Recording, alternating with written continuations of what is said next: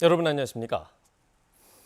오늘 새벽 2시 50분쯤 신안 흑산도 북쪽 26km 해상을 지나던 86톤급 어선 2017 국제호에서 불이 나 선원 8명이 부상을 입었습니다.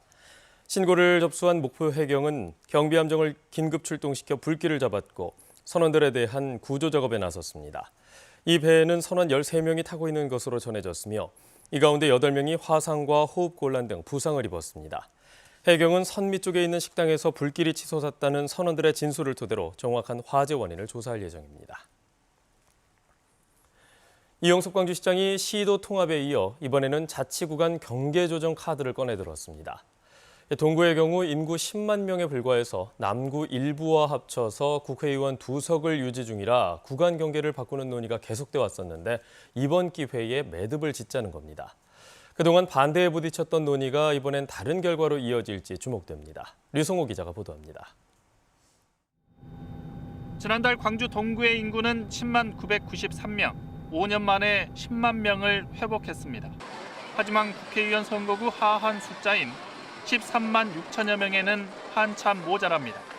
지난 20대 총선부터 선거구를 남구와 합쳐 국회의원 2석을 유지 중인 터라 구간 경계를 조정하자는 논의는 쭉 있어 왔습니다. 하지만 일부 주민과 정치인들의 반대로 지난 2018년 말에 논의가 중단된 상황입니다. 그 얘기를 이영섭 시장이 2년 만에 다시 꺼냈습니다. 시의회 의장단 그리고 5분의 구청장 그리고 주말에 지역 국회의원 8분하고 간담회를 연이어서 가졌는데 모두 다 이제 구간 경계 조정이 필요하다. 기형적인 선거구의 정상화, 구간 인구 불균형 조정, 구도심 공동화에 따른 대안 마련, 주민 편익과 행정 효율성 확대를 필요성으로 꼽았습니다. 안은 이미 나와 있습니다. 광주 북구의 일부를 떼내 동구로 보내는 이른바 소폭 조정안과 광주 북구의 일부를 떼내 동구로 보내고 북구는 광산구 일부를 받는 중폭 조정안입니다. 이 시장은 활동이 중단된 구간 경계조정 준비기획단을 재가동해 안을 정한 뒤 시민과 정치권의 동의를 구하겠다고 밝혔습니다. 하지만 해당 지역 국회의원들의 입장차는 뚜렷합니다. 북구의 조호섭 의원은 광산구 일부를 북구로 보내면 북구는 일부를 동구에 보태는 중폭 조정안에 찬성한다고 밝혔고 광산구의 민영배 의원은 중폭 조정안에 반대한다며 크기를 적정 수준으로 조정해 자치구를 추가해 6개로 만들자는 안을 냈습니다. 정치인이 뒤에 있다면 구청장은 의견 표명에 전면에 있습니다. 경계조정은 구가 시에 건의해야 이후 절차가 진행됩니다. 시가 아무리 하고 싶더라도 한 개 구라도 반대하면 할 수 없다는 얘기입니다. 북구청장과 광산구청장은 광주시와 다른 목소리를 내고 있습니다. 지역 공동체 만들기를 애써 왔는데 어느 날 갑자기 이제는 광산 구민 하지 말고 북구민 해라, 북구민 하지 말고 동구민 해라 이렇게 강제한다는 것이 어쩌면 지방자치 25년 역사를 또 훼손하는 거거든요.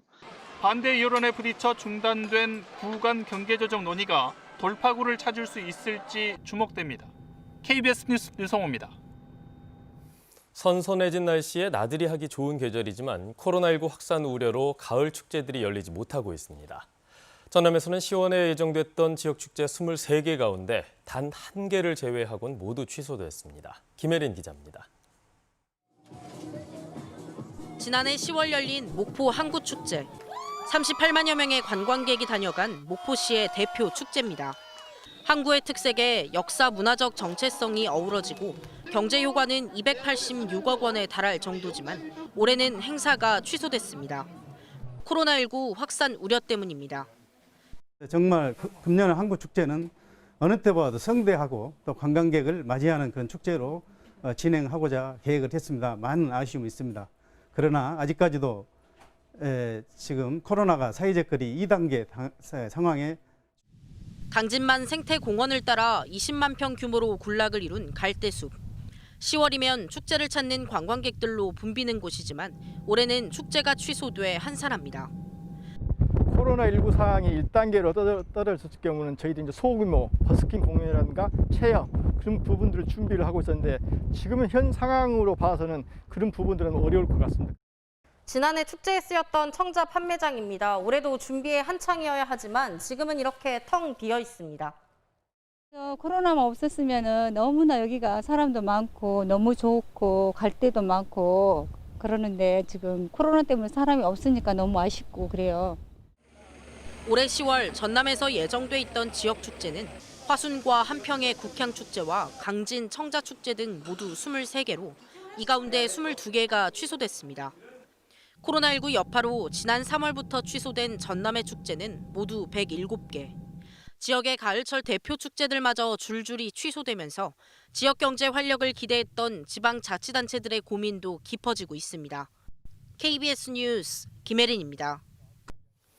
5.18 민주화운동 당시 헬기 사격을 목격했다고 증언한 고 조비오 신부의 명예를 훼손한 혐의로 기소된 전두환 씨에 대해 검찰이 징역 1년 6개월을 구형했습니다. 검찰은 어제 광주지법 형사 8단독 김정훈 부장판사 심리로 열린 전 씨의 사자 명예훼손 사건의 결심 공판에서 이번 판결로 역사적 정의를 세워달라며 이같이 구형했습니다. 한편 전 씨 측 변호인은 헬기 사격설은 비이성적 사회가 만들어낸 허구라고 맞섰습니다. 반면 피해자 측 변호인과 5월 단체들은 전 씨에게 실형을 선고해 역사를 바로 세워달라고 촉구했습니다. 전 씨의 선고 공판은 8주 후인 다음 달 30일 광주지법에서 열립니다. 진상규명을 위해서 여순 사건 72주년을 앞두고 최초의 여순 사건 역사관이 순천에 문을 열었습니다. 여순 사건을 전국에 널리 알리고 진상규명 운동에 힘을 싣는 데 중요한 역할을 할 것으로 보입니다. 양창희 기자의 보도입니다. 정부 수립 전후의 혼란기에 일어난 무장봉기와 진압 과정에서 수많은 민간인이 숨진 4.3과 여순 사건. 발생 배경과 전개는 비슷하지만 특별법이 있는 4.3과 그렇지 못한 여순의 현재 위상은 전혀 다릅니다.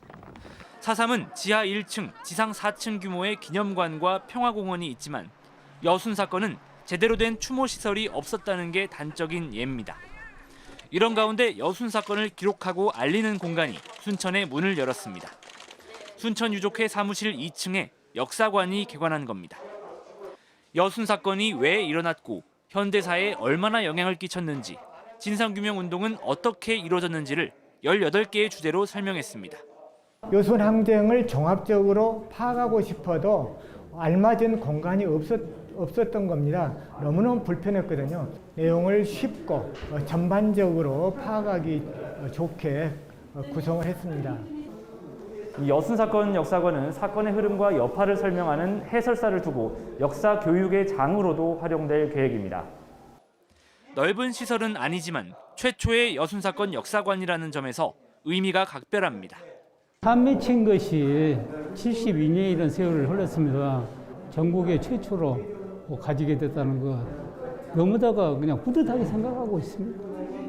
72년 만에 처음 세워진 여순 사건 역사관. 여순 사건을 널리 알리고 특별법 제정 움직임에 힘을 더하는 계기가 될 것으로 기대됩니다. KBS 뉴스 양창희입니다. 이런 가운데 민주당 김태년 원내대표가 국정감사가 끝난 뒤 열릴 정기국회에서 여순 사건 특별법을 통과시켜야 한다고 말했습니다. 김 원내대표는 지난달 29일 이재영 행정안전부 차관 등과 연 여순 사건 특별법 관련 회의에서 피해자와 유족이 언제까지 기다릴 수 있을지 모른다며 다가오는 정기국회에서 특별법을 통과시키는데 행안부도 함께 해주길 바란다고 말했습니다. 이번 회의에는 소병철, 서동용 의원과 한병도 국회 행정안전위원회 간사도 참석해 여순 사건의 개별 특별법 제정이 반드시 필요하다고 주장했습니다.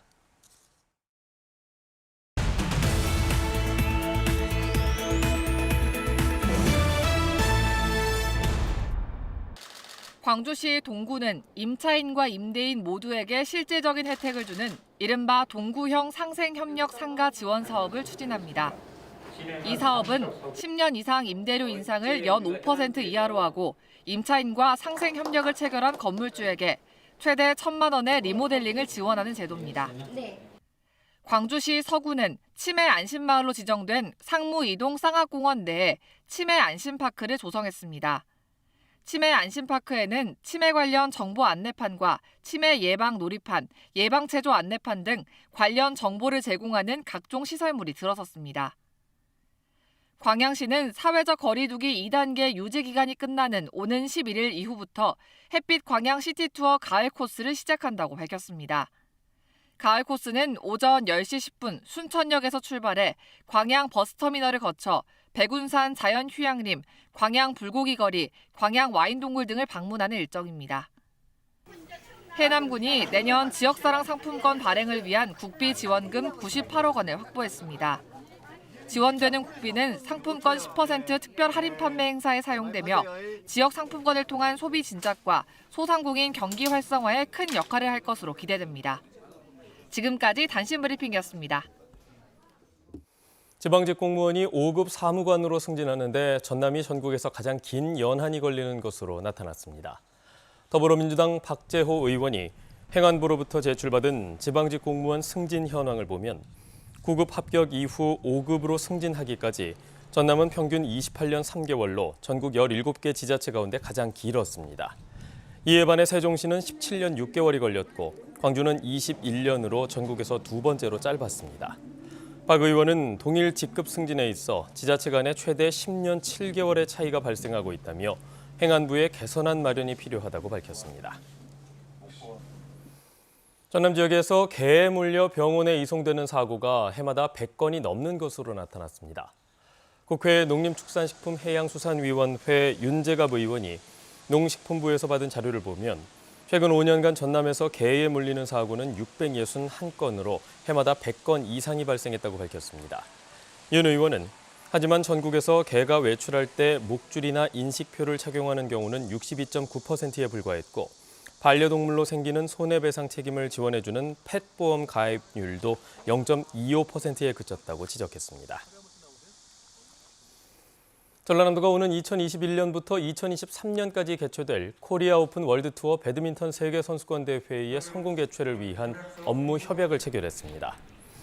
김영록 전남지사는 어제 전남도청에서 김종수 대한배드민턴협회 부회장, 김재무 전라남도체육회장 등 관계자들과 대회 성공 개최를 위한 업무 협약을 맺었습니다. 또 이날 화순 출신의 베이징 올림픽 금메달리스트인 이용대 선수와 현재 여자 세계 랭킹 9위인 나주 출신의 안세영 선수를 대회 홍보대사로 위촉했습니다.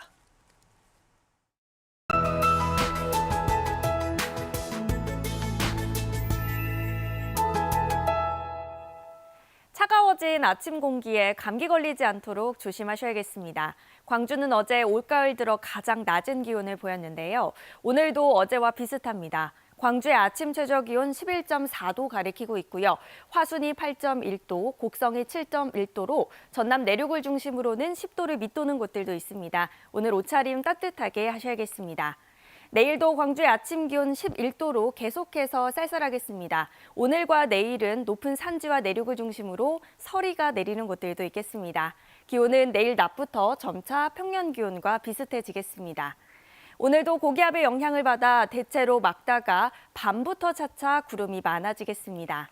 다음은 자세한 지역별 날씨입니다. 현재 기온 장성과 담양이 8도 가리키고 있습니다. 낮 최고 기온은 어제와 비슷한 곳들이 많겠습니다. 여수 21도, 순천 23도까지 오르겠습니다. 목포의 낮 최고 기온 20도, 장흥과 해남 21도까지 오르겠고 완도 22도가 예상됩니다. 신안을 비롯한 그 외 도서 지역은 19도까지 오르겠습니다. 남해서부 서쪽 먼바다는 오늘 오전까지 물결이 다소 높겠습니다. 당분간 대체로 맑은 날씨가 계속되겠는데요. 일교차가 크게 벌어지는 만큼 건강관리 잘 하셔야겠습니다. 기상정보 전해드렸습니다. 10월 6일 화요일 KBS 뉴스광장을 마칩니다. 시청해주신 여러분 고맙습니다.